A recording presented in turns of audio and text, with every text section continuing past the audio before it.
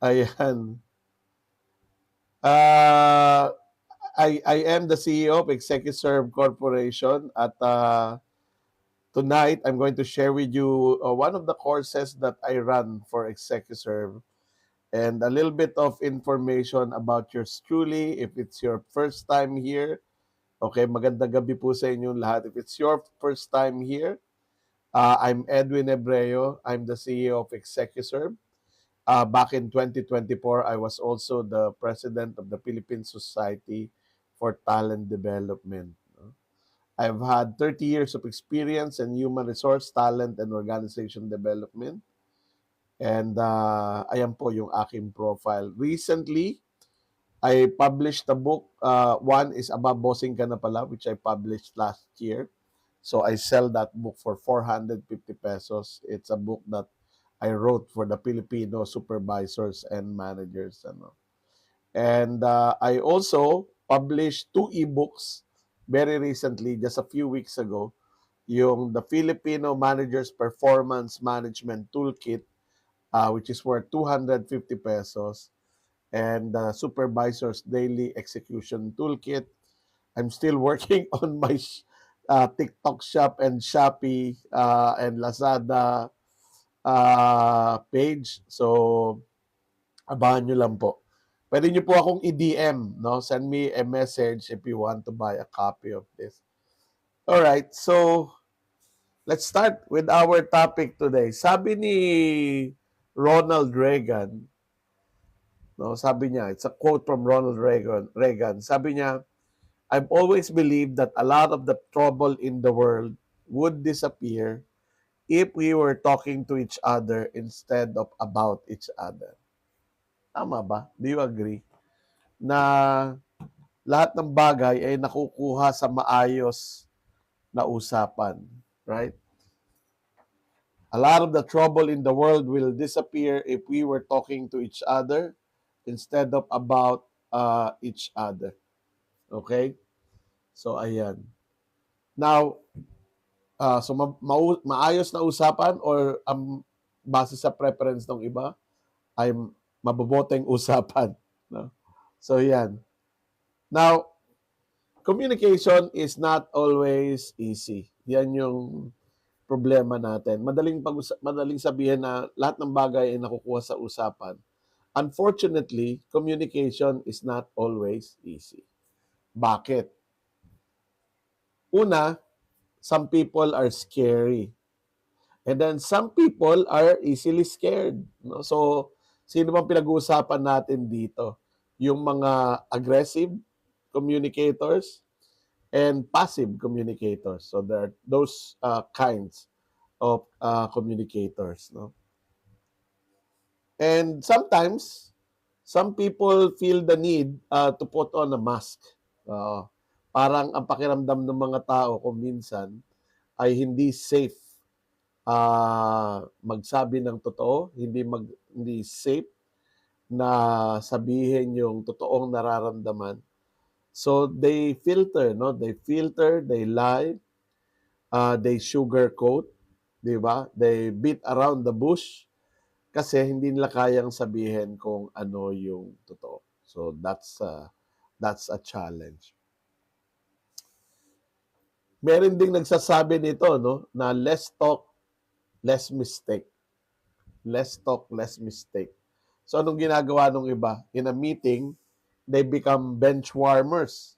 Pag tinanong mo kung meron silang tanong, anong sasabihin nila? Wala pong tanong. 'Di ba? Ito yung mga bench warmers sa meeting. Okay? And anong effect nitong lahat ng ito? Siyempre, they don't contribute. They're not able to surface their questions, their concerns. So maraming possible impact yan, unrealized potentials, problems that are not solved, or concerns that are not raised. So those things happen. Ano? So, what do you do? Meron pang isa. Meron pang isang problema sa communication. Some people treat others as doormat, no? Disrespectful, push people around, and some people allow themselves to serve as doormat. So yun po yung challenge natin when it comes to communication. So, bakit ba nangyayari yun? Kasi, um, iba't iba yung approach natin sa communication. So, there are 4 communication styles. I'd like to go over them one by one. Let's i-close up natin ng konti. Yung unang style, no? Yung unang style is called the aggressive communication style. People who are aggressive tend to speak forcefully and pushes own view, often ignoring others. Okay? So, ang ano nila is my way or the highway, or just do it my way. Okay? Dominating ang kanilang tone, they blame or pressure others and can hurt relationships. Sabi ni Crispy, reading the room, know when to speak up and when not to. Kasi delikado. Oo, no? So, yun yung problema natin, kung hindi safe magsalita, it's safer to just keep silent, kasi nga sabi ni Crispy, kangkong ay delikado, no, or delix. Pero kasi pag leader ka, if you're a leader, it's important to create that room that is psychologically safe. And what do you need to do in order to create a psychologically safe room so that honest communication can happen, So, yun yung isa na gusto natin mapag-usapan ngayong gabi. So, going back to the communication styles, merong mga tao na na passive, no? So, they feel that's the safest way.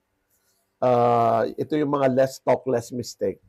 So, what they do is they hold back their thought, they avoid expressing their needs, and gives in easily, no? Sige na, ikaw na yung tama, ako na yung mali, di ba?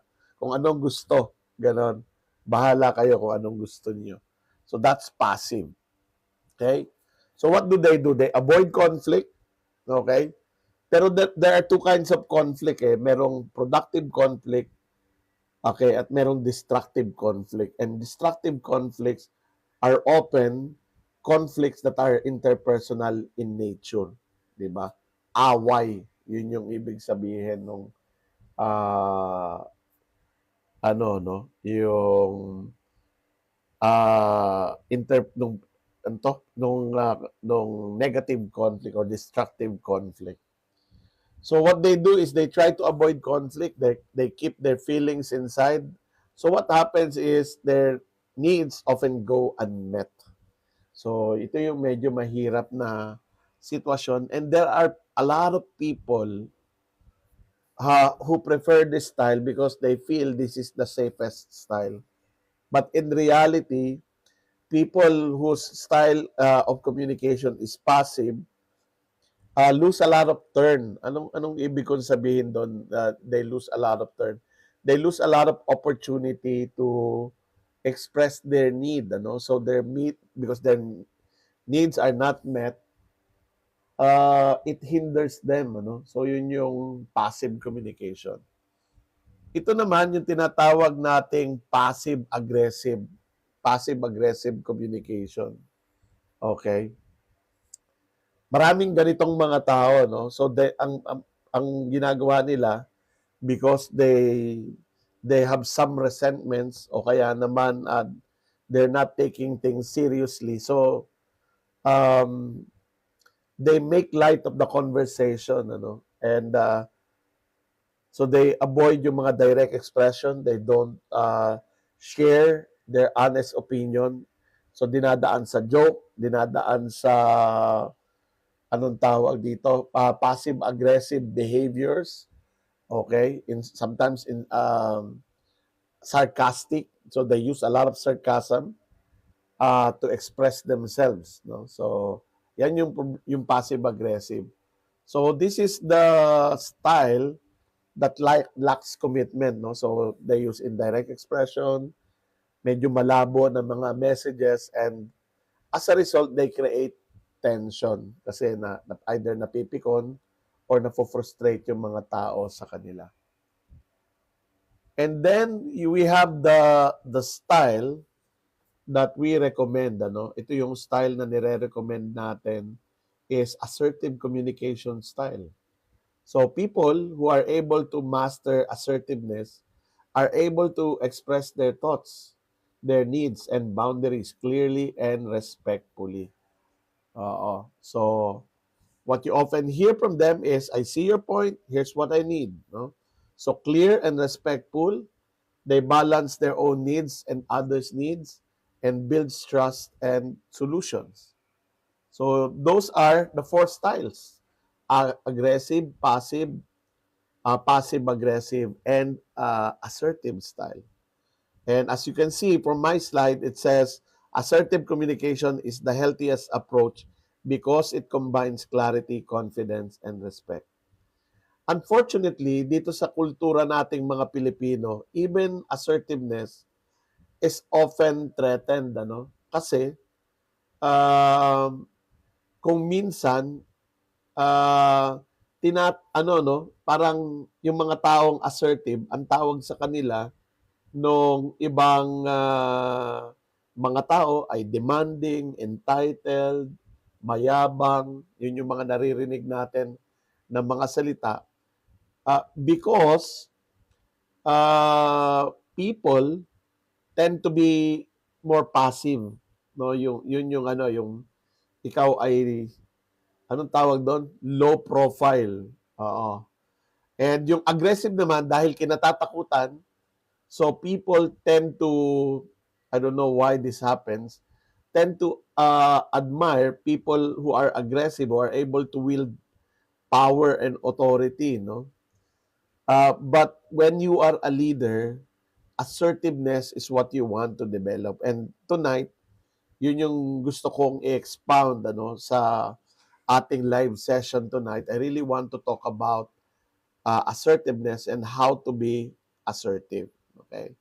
I think it's important to highlight at this point na para maging assertive ka, kailangan ng kaunting courage. Kailangan ng kaunting tapang. Iba naman yung tapang na sinasabi ko doon sa tapang na handang makipagsuntukan. Hindi po yun ang ibig kong sabihin. I'm not talking about fighting people because as mentioned in my slide, assertiveness is respectful. Expresses thoughts, needs, and boundaries clearly and respectfully. Okay. So, how do you demonstrate assertiveness? There are 6 competencies that I would like to talk about tonight about assertiveness. No, valuing yourself and your rights. Let me just highlight them. Okay, so valuing yourself and your rights, voicing your needs and wants confidently, expressing yourself in a positive way, openness to criticism and compliment, saying no, the ability to say no, and the ability to use assertive communication techniques in managing conflict. So, yun yung 6 na competencies of assertive communication that I'd like to talk about. So, before we go there, I think it's important to establish some facts about communication. Ang bawat isa sa atin ay merong communication rights and responsibilities. Ano po? Ano yung communication rights and responsibilities natin? Una, let's talk about our rights. Lahat tayo ay may karapatan na mag-set ng limit. Okay? Tandaan po natin yan. Meron tayong boundaries ang bawat isa sa atin na pwede nating iset. We know the difference between fair and unfair. So that's the first one. Second, we have the right to ask for what you need and want. No? You have the right to ask for what you need or want. Hindi, of course, hindi automatic na dahil hiningi mo, ibibigay sa'yo. But it is your right to ask for it. Next is it's your right to express your opinion. We have that freedom, no, uh, freedom of speech, 'di ba? Lalo na if you're in a democratic country, when you are in a free country, you have your freedom to express your opinion. And you have the right to be respected, no? Karapatan mo 'yon na respetuhin ang iyong karapatan. So set limits, ask for what you need or want, express opinion, and be respected. So that's an important list of rights that we should be able to assert. Okay? Ngayon, with every right comes a responsibility. Meron po tayong responsibilidad. Ano yon? Ito yung ating mga responsibilidad. Una, you have the responsibility of respecting others' limits. So kung meron kang boundary, hindi pwedeng i-violate mo yung boundary ng ibang tao. Okay? Because that's disrespectful.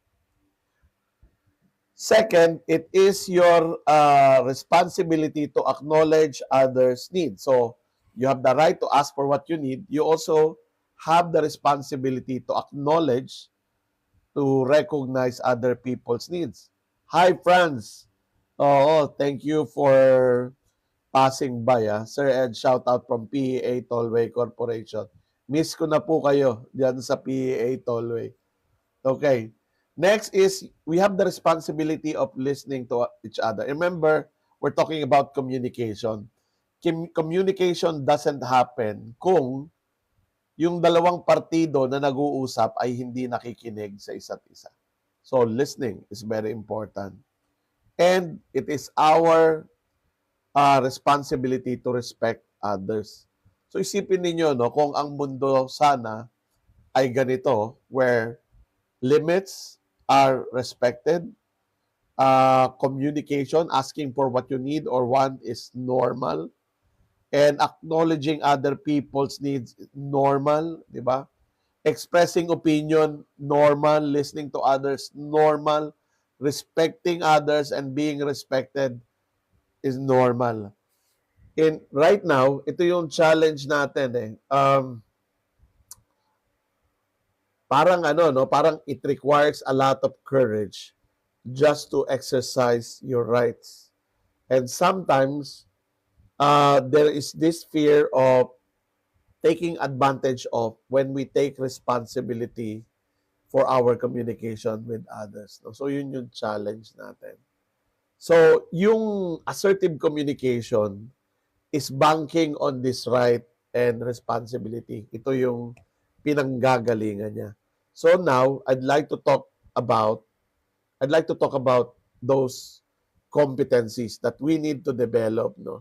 So I imagine na tonight's session is going to be just a portion of another series, no. Katatapos lang po yung series natin on personal mastery.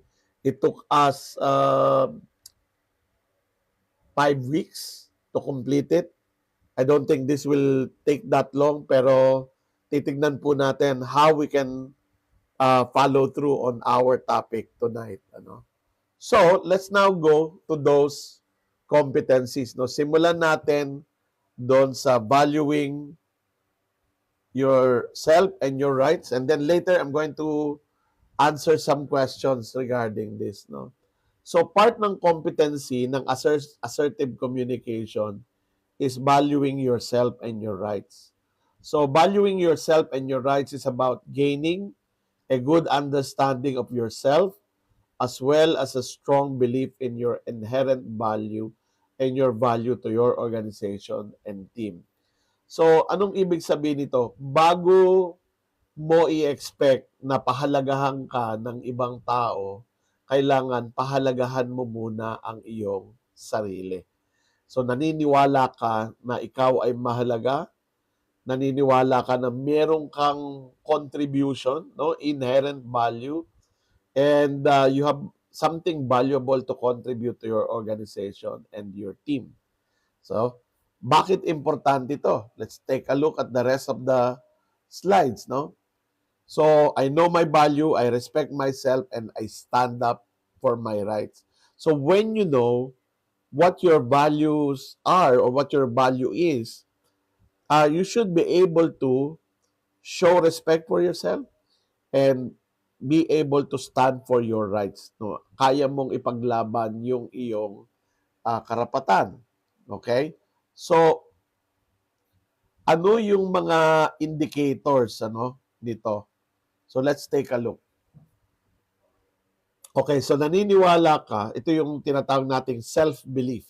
Naniniwala ka na dapat kang itrato ng may dignidad at respeto.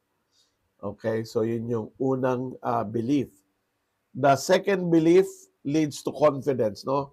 That you have the confidence to stand up for your rights and protect your boundaries. So whenever you feel that your rights are and your boundaries are at risk, you're able to speak up. Kaya mong sabihin sa mga tao na, "Oops, that's outside the boundaries."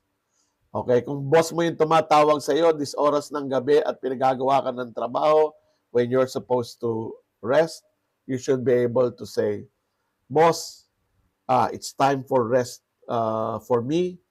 Pwede bang bukas ng umaga natin pag-usapan yan when I go back to the workplace?" No? And, sorry, mali yung akin na pindot.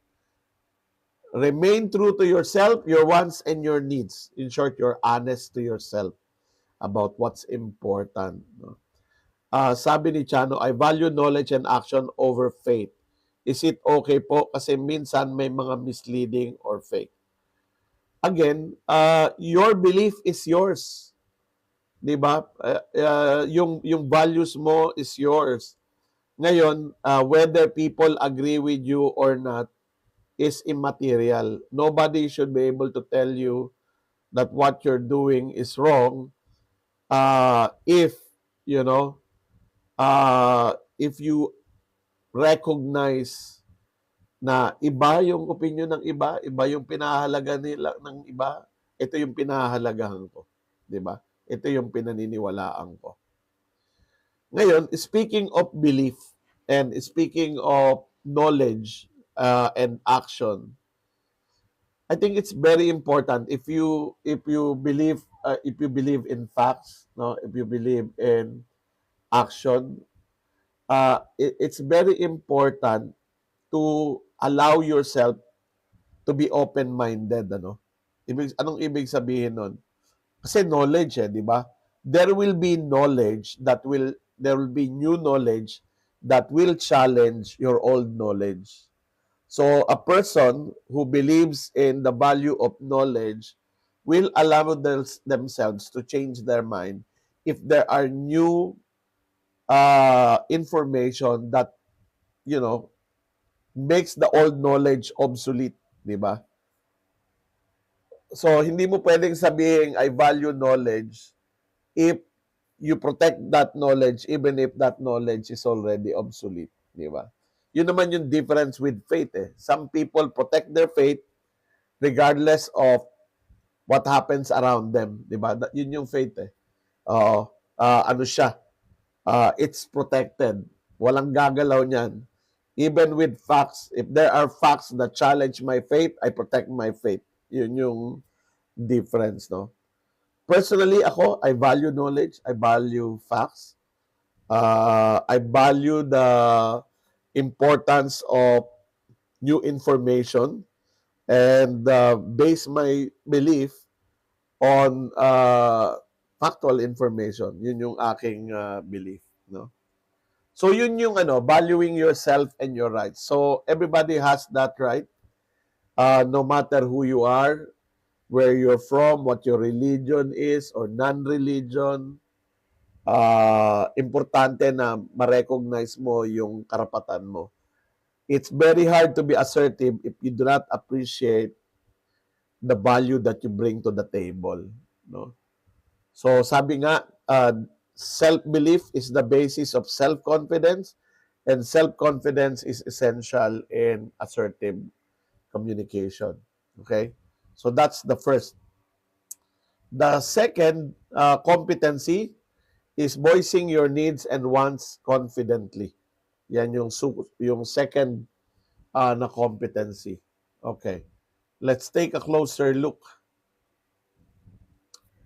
So voicing your needs and wants confidently is the ability to express your needs and wants confidently. It is essential to achieving your communication potential. Ayun.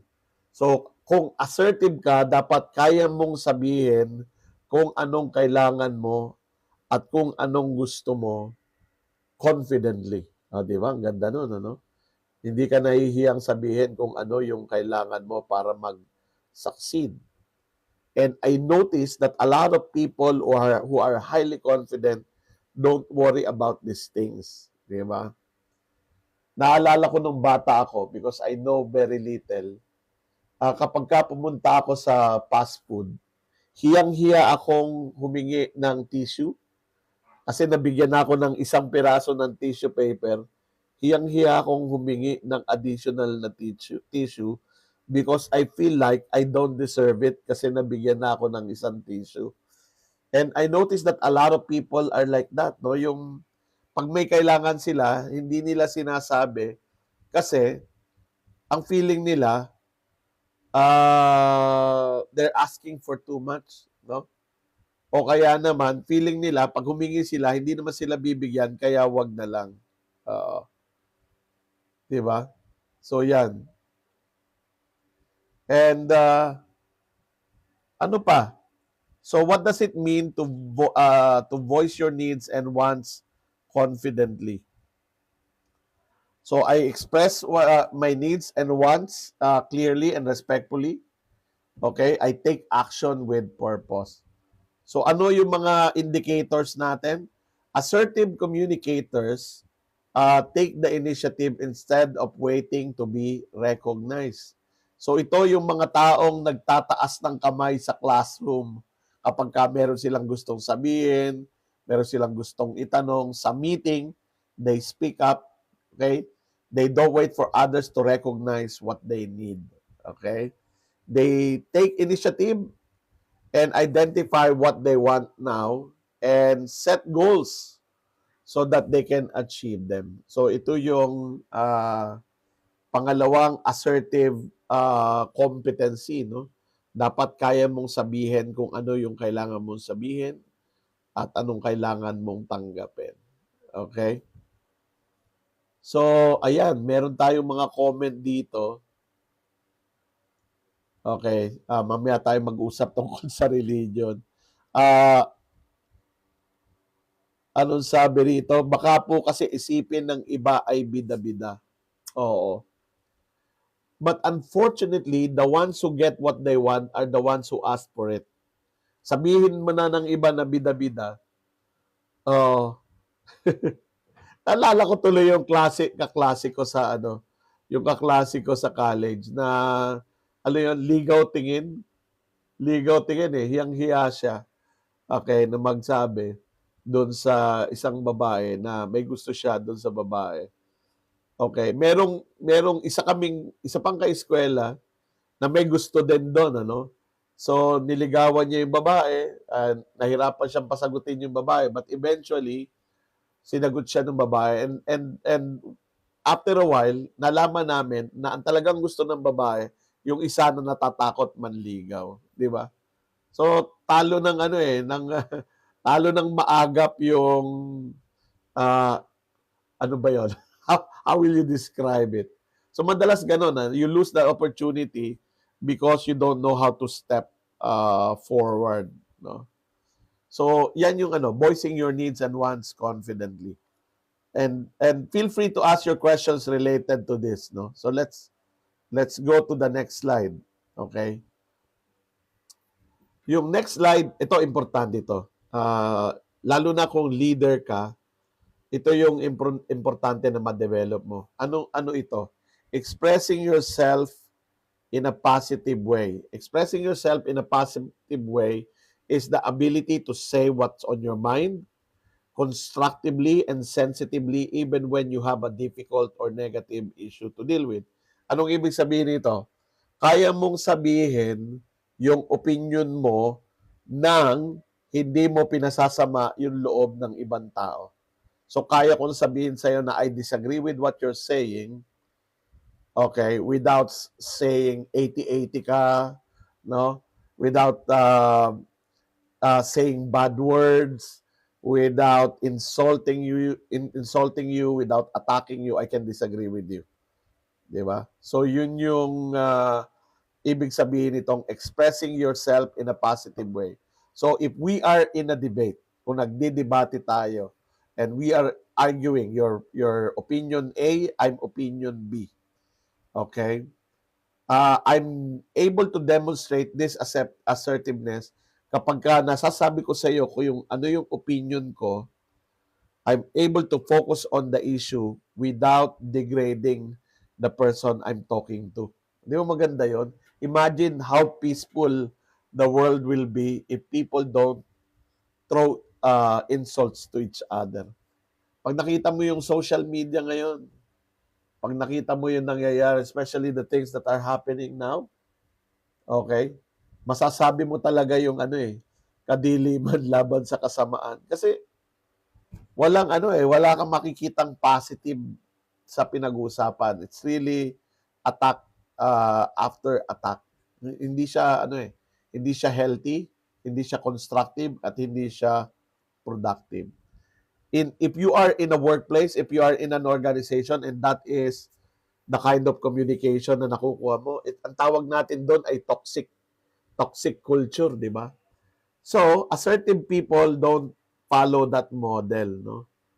Okay, so they are able to raise their concern clearly and respectfully because they respect themselves, they communicate clearly, they stay calm and in control. Okay, di ba? Ang ganda, no? Ikaw ay na-maintain mo yung iyong composure. So, positive assertiveness means standing up for yourself and while keeping respect for others. So, ano ang mga indicators natin?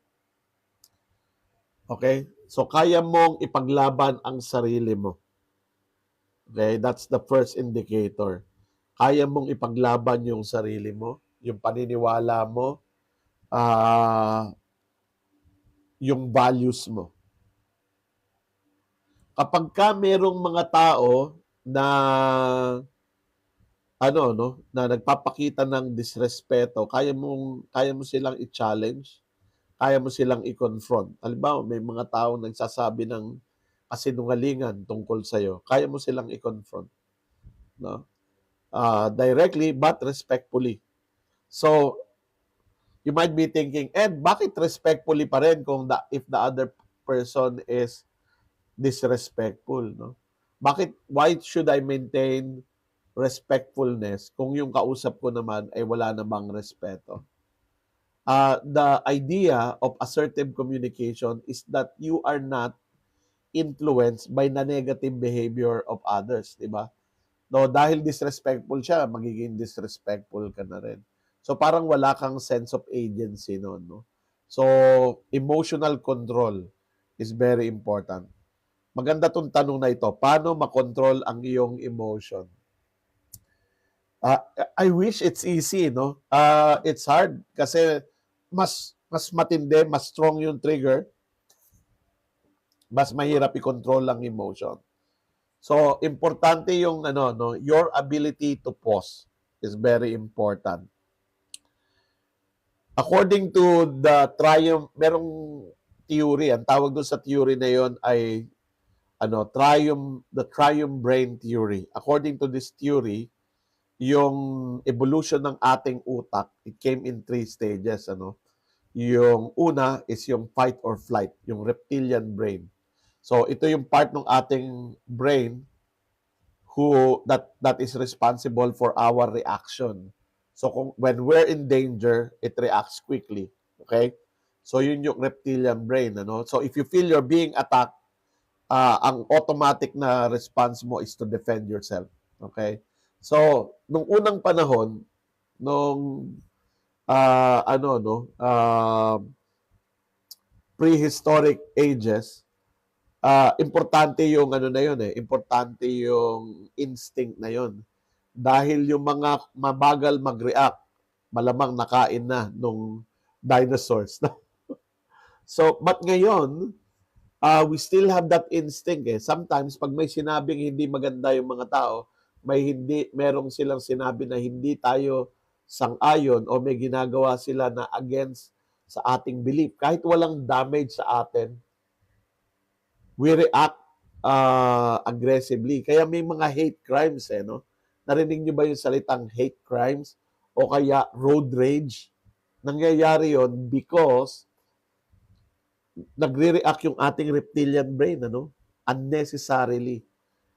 Meron ding part ng ating utak na responsible for our emotion and our decision, ano?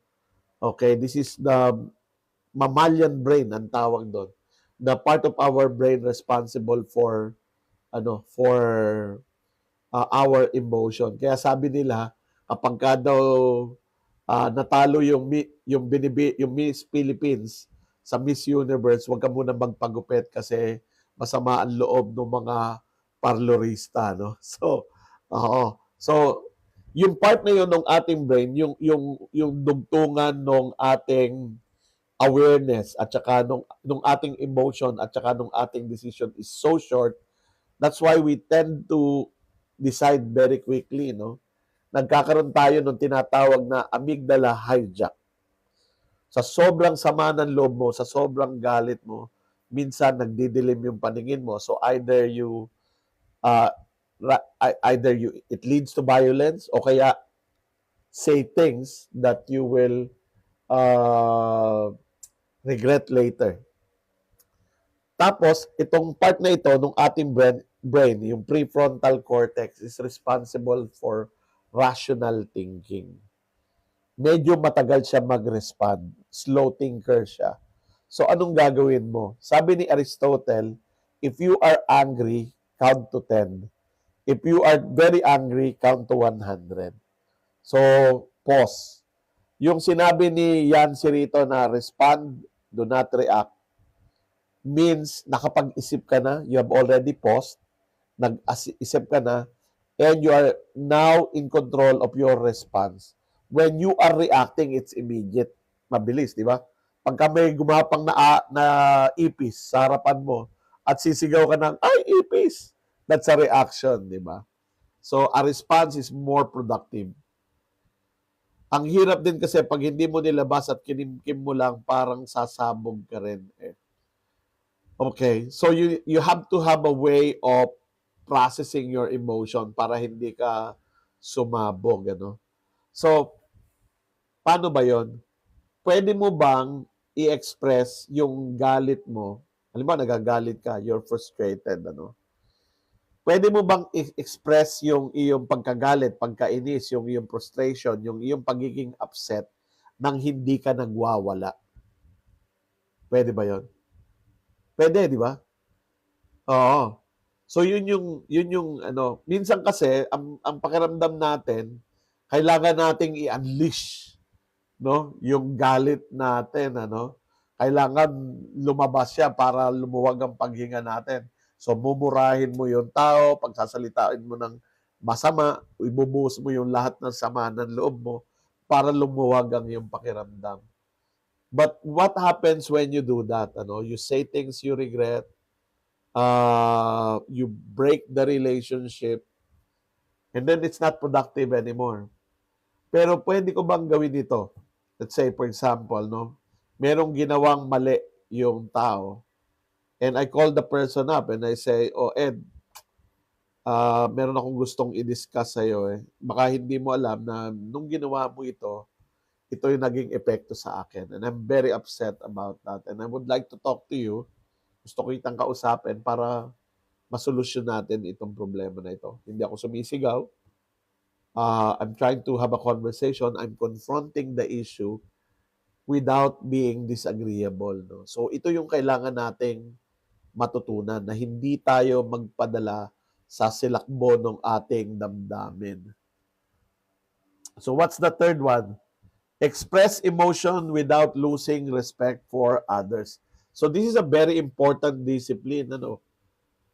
If we are able to develop this, we develop very good leadership capability.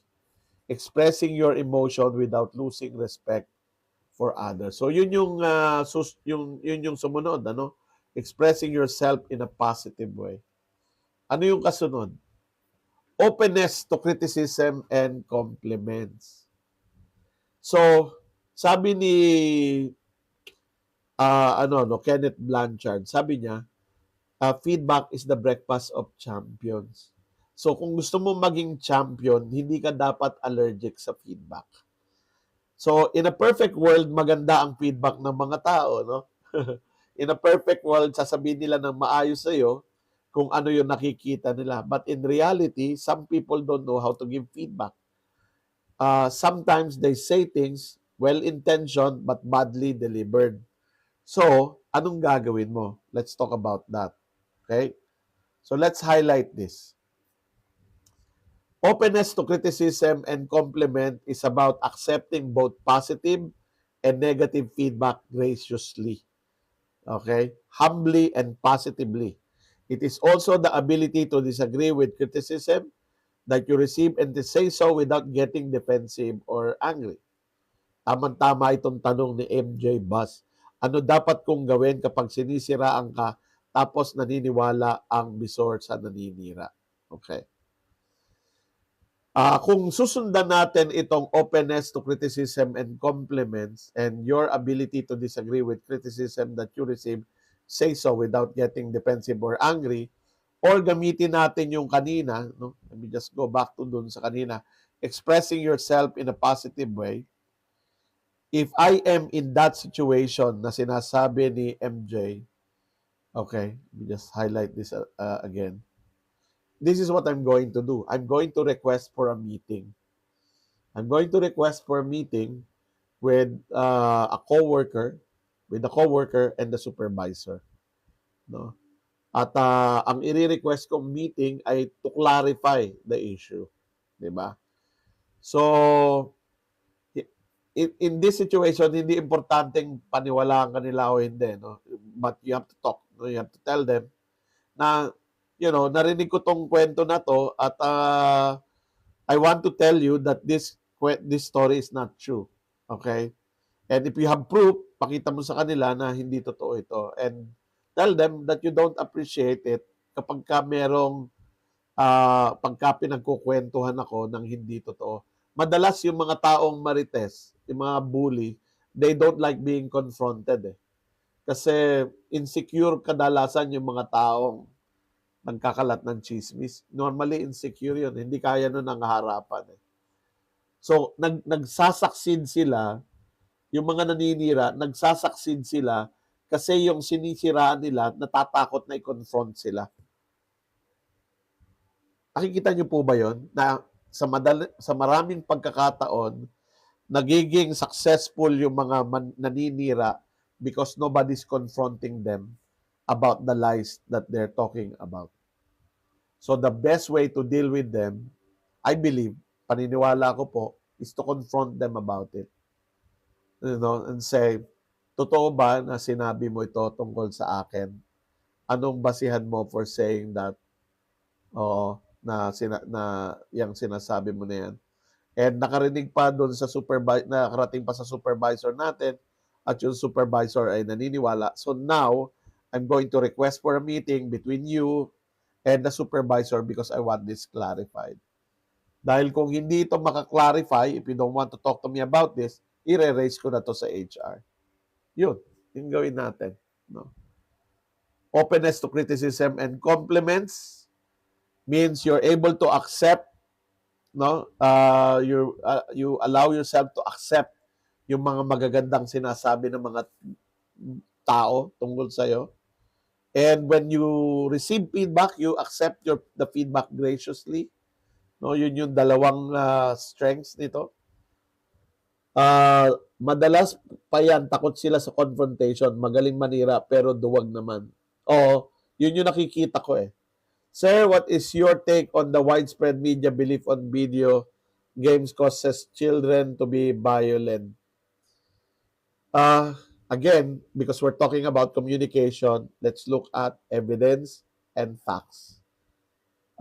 Yun yung tingnan natin. Kasi, marami ng violent video games mula pa nung bata ako. No, nagsimula pa sa Atari, marami ng violent video games. Okay? So, kung pagbabasihan na yung violent video games ang dahilan ng current violence, dapat matagal na nangyari yun. No? Matagal nang nangyayari. Okay? I'm not saying walang epekto. I think it's something that should be studied and researched by science.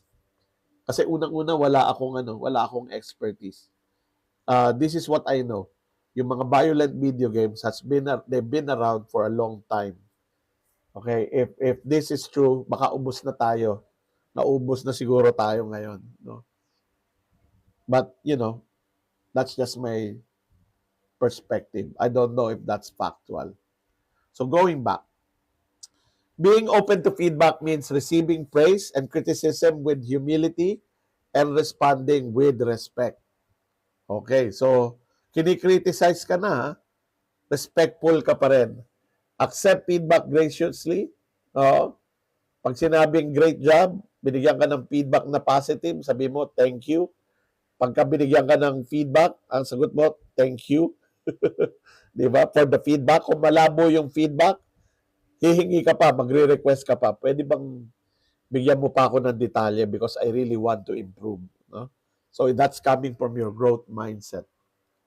So stay humble, stay calm, and stay positive. And kung hindi ka agree doon sa feedback na binibigay sa'yo, yung criticism na binibigay sa'yo, hindi mo kailangang mag-tantrum. No? So pwede mong sabihin, I see your point, but I see it differently. No? So nakikita ko kung saan ka galing, kung ano yung ibig mong sabihin, pero iba yung aking pananaw. Di ba? And pwede mo ring sabihin na I respect your perspective. Okay? I have a different perspective. Bakit po kaya mga Pinoy medyo hirap mag-accept ng compliment? Oo, kasi meron tayong virtue of hiya. Oo, yung hiya. We don't want to embarrass ourselves. At feeling natin, traditional ito this is traditional Filipino, na kapag ka tinanggap mo yung compliment, ay masyado kang mayabang. Kailangan mapagkumbaba ang tamang sagot according to our tradition, no? According to our tradition, pag sinabing ang galing mo naman, ang sagot ay hindi naman. Pero ngayon, dapat hindi na ganoon. Pag sinabihan kang ang galing nung ginawa mo, mahusay ang ginawa mo, ang sabihin mo, salamat. Thank you. Lalo na kung may basihan, di ba? So if you really want, you can elaborate. You can ask, sa aling parte nung ginawa ko yung nagustuhan mo? Because I want to be able to repeat it. Di ba? Ayan. Hi sir, if my one down does not accept any type of feedback, mali naman yung ginagawa niya. Okay. Kumusta naman yung quality ng feedback? Na ginagawa natin. Importante kasi yun in many of my videos, I talk about the importance of the quality of the feedback. Okay? Merong feedback na hindi useful. For example, pag sinabi kong, ano ba yan? Mali-mali na naman yung ginawa mo. Mali. I'm using your words. Ano ba yan? Mali-mali na naman yung ginawa mo. Ayusin mo nga. That's not very useful feedback. Right? Not very useful feedback. Bakit? In my mind, hindi ko alam kung ano yung mali-mali. Basta ang alam ko lang, I did my best. Ngayon, kung sa tingin mo mali-mali, hindi mo naman pinoint out sa akin, it's useless feedback. So what is a good feedback? Okay? A useful feedback sounds like this. Tinitignan ko itong report. No? Ito yung report natin. Dapat merong analysis yan dito sa parte na to at merong recommendation. Itong report na ginawa mo, walang analysis, walang recommendation. Ano bang pwede mong gawin para sa susunod na report mo ay merong analysis at may recommendation?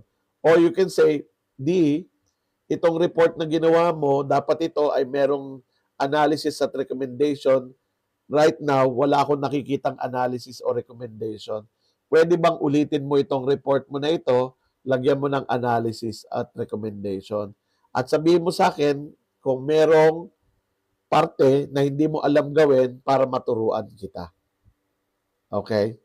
So that's how you give feedback. Mahirap i-dispute yung feedback na factual. Pag malabo yung feedback, malabo yung criticism, mahirap siyang gamitin. Hindi siya actionable. Oo. Sir, binigyan ng criticism with respect naman, pero pag talikod, chinismis ng boss sa iba. Okay. Hindi natin kontrolado yung action ng ibang tao. Ang kontrolado lang natin yung action natin. So, importante na alam natin kung anong gagawin natin in those situations. So, kung halimbawa, narinig mo na chinismis ka, balikan dun sa source ng chismis. Balikan mo. No? Boss, may nagsabi sa akin ito eh. Totoo ba? Sinabi mo ba talaga ito? Oo, tanungin mo. So, talk to the person. People who spread lies are afraid of confrontation. Oo. So, bigyan mo sila ng pagkakataon na mag-sorry. Coach, don't we have communication table or guide that we can apply to different generations? Naku, kaninang umaga, yun yung aking lecture, ano? When I conducted the training on leading in the multi-generational workplace. Ayun. Para po makuha nyo yun, kailangan kayo umattend ng training. Tingnan ko po in the future kung pwede nating magamit yung communication table na yun. Na ano siya, how to communicate with the Gen Zs, Millennials, and Gen X. Meron yun. Topic ko kanina yun eh.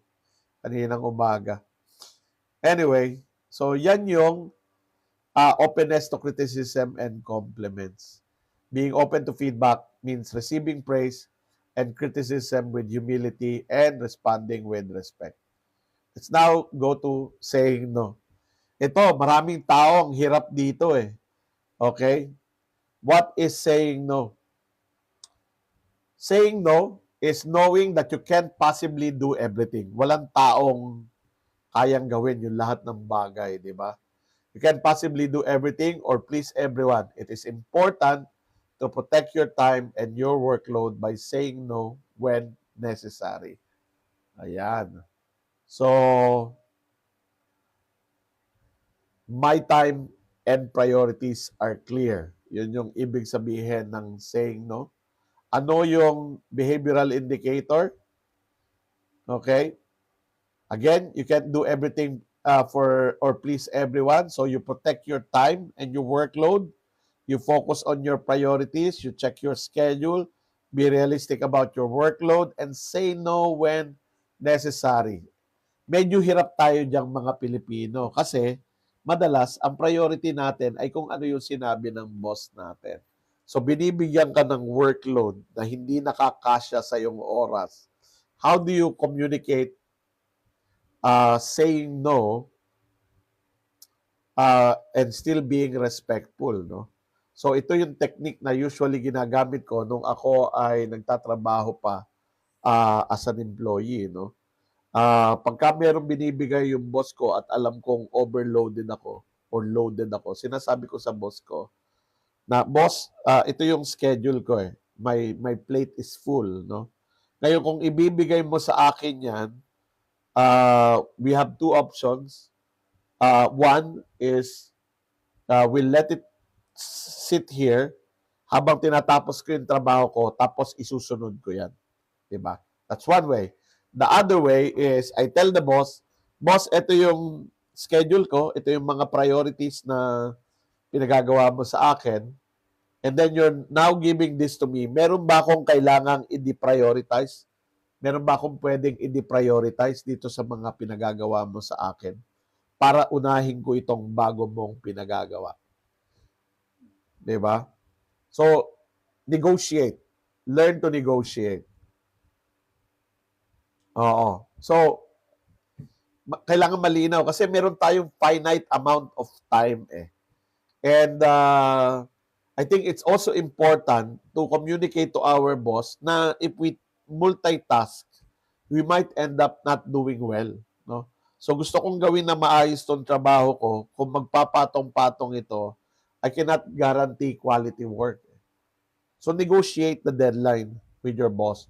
Negotiate priority. So yan yung saying no. Okay? And then managing conflict assertively. So uh, normal po na magkaroon ng conflict. Nangyayari talaga yon. Sometimes the conflict is not emotional conflict, but rather conflict of opinion, conflict of ideas, or conflict of direction. No? So managing conflict assertively is about the ability to use assertive communication techniques in managing conflict. It is the ability to use a variety of techniques in dealing with conflict situation that lead to a win-win outcome. So yun yung goal natin, win-win, hindi win-lose, no? Or at the very least, a workable compromise. Okay? So, kaya nating pag-usapan o pangunahan ng pag-uusap, listen to other people's concern, and finding a solution. So, how do you, okay, balik po tayo doon. How do you do it effectively? Okay, you start with starting a conversation. No? Speak up clearly and respectfully when conflict arises. And then you use assertiveness technique. Listen actively, share your views clearly, explore options and solutions. So use practical techniques to understand concerns and move the discussion forward. And then finally, aim for win-win or compromise. No? Work towards a solution that benefits both sides or at least a fair compromise. Yun po yung uh, managing conflict assertively. So, tonight, no, sa ating live, we were able to identify 6 competencies: assertiveness, valuing yourself and your rights, voicing your needs and wants confidently, expressing yourself in a positive way, openness to criticism and compliment, saying no, and the ability to use assertive communication technique in managing conflict. Okay, that's my last slide for tonight. So I'll spend another 10 minutes answering questions. No? So tingnan natin yung mga tanong nyo rito. What if the boss is really making you intimidated? Like she just don't care if you finish or not po. Okay? Give them a realistic timeline. No? So syempre, sometimes we need to be creative. Pero kung talagang hindi kaya, wag nating ipangako. Wag nating ipangako na kaya natin kung hindi kaya. Oo. 'Di ba? Part of your right, yung sinabi ko kanina, is yung expressing your limit. Oo. Kapag ka pinag-overtime ka, for example, and you have other priorities or you value work-life balance, tell the boss, I work hard during the shift. Pero after nun, I want to tend to my personal life. Okay? Hindi kayo binili ng boss ninyo. Okay? Yung oras nyo lang, which is paid, 8 hours. And we are all responsible for doing our best during that work hours. But outside that work hours, sa'yo na yun eh. Diba? Opo. Coach, pag nag-enroll po sa online course nyo, may video recording pwedeng i-replay. Pag umattend po kayo dun sa online course ko, like yung mga umattend kaninang umaga, they get a copy of all the slides, they get the video recording, yung all day, 8 hours na recording, nililinis lang namin, and then we give it to them. And then you get a toolkit. So kanina, ang topic ay leadership in a multi-generational workplace. Merong mga tools doon sa toolkit na binigay ko na assessment tools, communication techniques, merong iba't ibang matrix doon na pwede nyo magamit. No?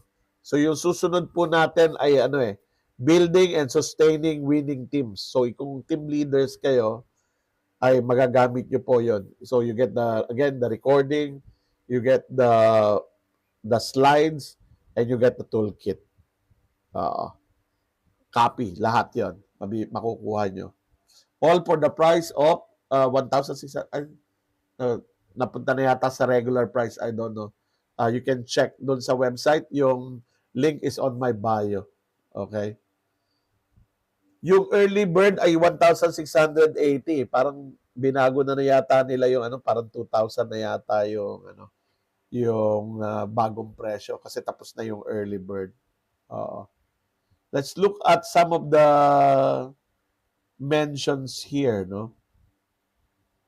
Sir, how to spot a sip-sip workmate? Yung palasumbong sa boss.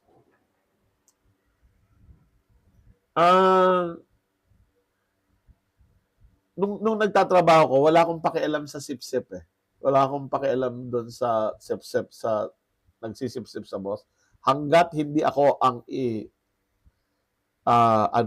hanggat hindi ako yung sinisiraan. Okay? Kasi wala namang sisirain, 'di ba? Naniniwala ako sa trabaho ko. I'm trying to do my best. At kung may sasabihin masama tungkol sa akin, at kung totoo 'yon, I will apologize. Okay? Kung hindi totoo yung sinasabi sa akin at nakarating sa boss ko, malamang sa malamang, I'll go to my boss and talk about it. And then ask kung sino nagsabi. And then I will ask to resolve the issue. Oo.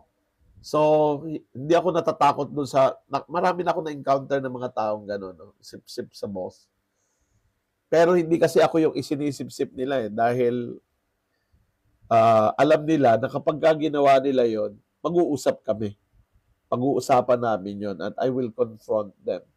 So, yun yung ginagawa ko, no? Usually, ang nagiging biktima ng mga marites, ng mga sip-sip, ng mga chismosa are people who don't know how to protect themselves. So, yun yung kailangan natin gawin. And when you confront them, you don't have to confront them, na umuusok yung ilong, no? Umuusok ang tenga at namumula ang mata. When we confront them, try to confront them professionally because they don't know how to deal with that. They know how to deal with people who are throwing tantrums. They don't know how to deal with people who are acting professionally in front of them. They don't know how to deal with it. No? Yung pupuntahan mo at sasabihin mo, Ed, nakarating sa akin na meron kang sinasabi na ganito. And medyo na-curious ako kasi hindi ako makapaniwala na sasabihin mo yun sa akin. Totoo ba yun na sa'yo? Sabi kasi, sa'yo daw nanggaling. Di ba? So, pag dininay, sasabihin ko, mabuti naman na hindi sa'yo nanggaling. Kasi, nakakasira ng pagkatao, no? Kapag ginagawa sa'yo. I'm sure ikaw, ayaw mo rin gawin yun sa'yo, no? So, thank you, no? Na hindi mo ko siniraan. Buti na lang, tinanong kita. Di ba? Sa susunod, di na yun uulit. Pagka inulit, ganun uli gawin mo para makita nila na medyo delikado pa lang siraan itong tao na to dahil they're not afraid of telling you what they think or how they feel about the situation. So, yun yung po yung aking how to enhance recognizing needs. Okay, nasanay kasi. Crispy, pakilinaw. Hindi ko masyadong naintindihan yung tanong. Pakilinaw po ng kaunti. How much mag-attend? Nasagot ko na ito. Okay. Yung dating amount, let me just check sa website. Just check sa website. So you can visit the website execuserve.com. Ayan. Hindi ko kasi pwedeng i-post yung link dito sa chat eh. You can visit the website execuserve.com at makikita nyo po yung pricing doon. Yung susunod natin ay sa July 8, Building and Sustaining Winning Teams. Ang price niya ay 1,680 yung early bird. Okay. And 2,240 po yung regular rate. Up to June, ay tapos na yung early bird, June 29. So regular rate na po ngayon, 2,240. Mura pa rin. 'Di ba? Mura pa rin. Considering na you have complete recording, pwede mong i-replay, meron kang slides, at meron kang toolkit. Libre rin yun. No? So, yan. Tignan natin yung mga ano. Isang session po yun. Isang session. Isang session lang yun. Bawat isang session yun yung presyo. Go to work, get paid, and go home. O magandang ano yan. Kaya lang, ito yung challenge dito, Marie Chris. Doon sa go to work, get paid, and go home. Kung nagbi-build ka ng career, if you're trying to build a career, meron tatlong aspects nung na nagko-contribute sa iyong career. Yung isa, performance. That's 10%. Yung performance mo, 10% ng factors that support career growth. Yung susunod na factor ay image. How other people in the company see you. Are you trustworthy? Are you reliable? Are you dependable? Okay? Do you have integrity? Are you credible? Yung pinaka-bottom line nun is, are you trustworthy? No? And then yung pangatlo is exposure. Ano yung exposure? How many people know how good you are? So hindi pwedeng tahimik ka lang na nagtatrabaho, walang nakakaalam ng husay mo, and hindi nila alam how you interact with others. Kasi pagka leader ka, hindi pwede yung go to work, get paid, and go home. Pag leader ka. Pag supervisor ka, you have to mind people's behaviors and actions at work. So kung mananatili ka lang na individual contributor for the rest of your life, okay lang yung go to work, get paid, and go home. Oo. Pero kung nangangarap ka na umangat, part is yung building relationship. Building a trusting relationship with your coworkers is part of it. No? Okay, let's look at the problem lang is wala nang gana makipag-usap boss sa amin, and then wala nang guidance yung sip-sip.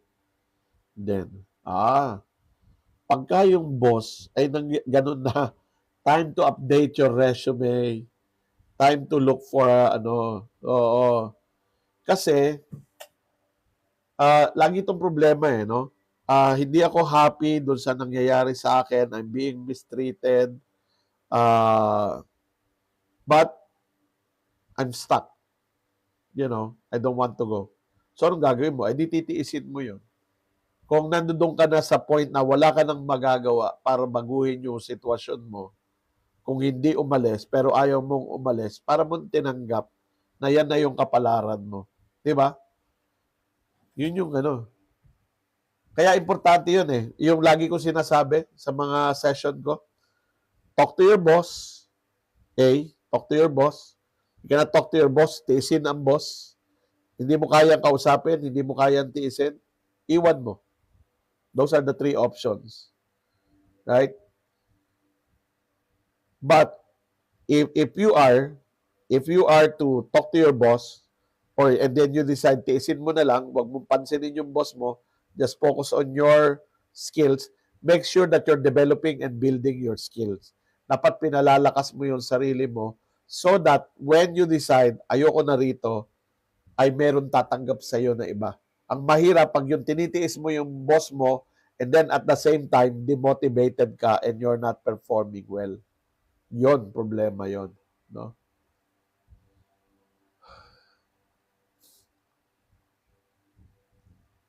Yung sip-sip yung gagawa ng issue, tapos pag pinag-usapan yung mga comment ng tao, yung sinusumbong niya. Oo, kaya nga importanteng i-call out yung behavior para matakot, di ba? Oo. My difficulty ako recognizing what I need Nasanay kasi ako to utilize the resources on my table. Maganda yon if you are resourceful, no? So, low maintenance ka na employee, pero importante rin na hindi dumadating doon sa punto na you're making too many sacrifices for the sake of getting the work done. Anong ibig sabihin nun? When you start tapping on your own personal resource. Diba? O kaya, hindi mo nagagawa yung trabaho kasi walang available resource. Then, there's a problem. So, kailangan talaga sabihin mo sa boss mo kung ano yung kailangan mo to get the work done. Oo. Meron ako kilalang mga tao, yung isa nga, ano pa hipag ko pa. Yung sarili niya sasakyan, ginagamit niya para doon sa kumpanya. Hindi naman siya nare-reimburse minsan. Hindi naman bine-maintain ng kumpanya yung sasakyan niya. So, ang sabi ko sa kanya, wow, you're giving more than what you're paid for, no? I mean, okay naman yung sipagan mo, galingan mo, pero if you're already tapping in your personal resources para magawa yung trabaho sa kumpanya, hindi na yun tama. No? You should be able to ask for it. It's useful to use assertive communication even if your people is aggressive. More reason to be assertive when people are aggressive. So, anong ibig sabihin nun? You're not going to match their aggressiveness with your aggressiveness. Okay? So, aggressive yung mga tao mo and they speak to you disrespectfully. Okay? An assertive response would be to call out the behavior. No? I noticed that you are using words that I find disrespectful in your communication and I don't appreciate it. Okay? We need to talk to each other, respecting each other's dignity and also authority. Ngayon, kung hindi nyo ako irerespeto, hindi nyo ako kayang irespeto, then I will have to take action. Kasi meron ka may authority ka and you can use that authority. Of course, I'm against people abusing their authority, pero kung hindi ka nire-respeto ng mga tao for whatever reason, no? Minsan kailangan mong gamitin yung authority mo. You know, call people out. 'Di ba? 'Yun. 2 minutes na lang po, 9:15. I'll close the store. Boss Ed, saan ko pwede mabalikan yung full recording po nitong session? Sa YouTube po. Bantayan nyo sa YouTube. Pag in-upload ko sa YouTube, nandoon yung mga long versions nito. Kasi karamihan nito, pagkatapos nito, nagiging clips na. But I have sa YouTube. Look for me there, Edwin Ebreo, sa YouTube. Okay, I think that's about it. 9:13. Pagod na ang lolo. So, katatapos maghapon ako nag-online session and then this, no? So, thank you so much everyone for joining me tonight. I hope na nakatulong yung ating session sa inyo. Ayan. Pagka po medyo may konting generosity, I would really appreciate some gifts. Okay? Nakakatulong po sa aking mental health. Salamat. Sa susunod po, hopefully next Monday na talaga. Ito yung Leadership Monday na naging Tuesday. So, see you in the future. At alam ko na, sa susunod na Monday, pag-usapan po natin yung assertiveness technique. Ayan, merong ilang assertiveness technique ako na ituturo sa Monday. So, abangan nyo po yan. See you soon. Magandang gabi po sa inyong lahat at maraming salamat. Bye-bye!